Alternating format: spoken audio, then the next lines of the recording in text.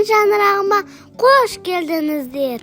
Мен бүгін шаңырақ байқауына татар ұлтының атынан қатысып отырмын.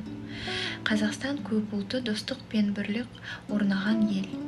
Біз бәріміз бір шаңырақтың астында тәтті өмір сүріп келеміз. Біздің ортақ отанымыз Қазақстан. Біз интернационалдық отбасымыз, біз барлық ұлттың салт-дәстүрін құрметтейміз. Біз отбасымызда құдалық, қыз ұзату, тұсаукесер, наурыз, тағы басқалар сияқты қазақтың әдеті ғұрып салт-дәстүрін ұстанамыз.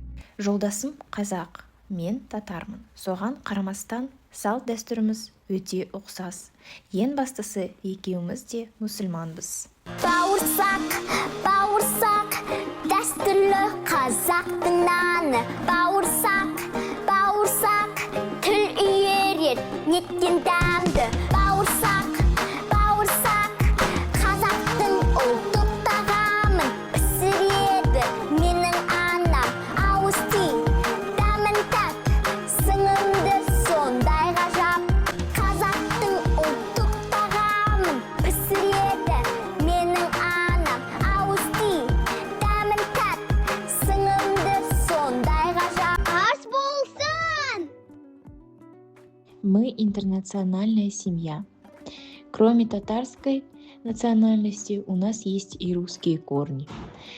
Бабушка со стороны моего отца была русская, и поэтому в ее честь мы празднуем русский праздник, который называется Пасха.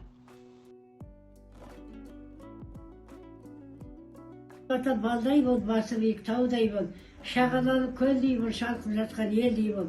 Бар екен деп тарсынма, жоқ екен деп жарсынма.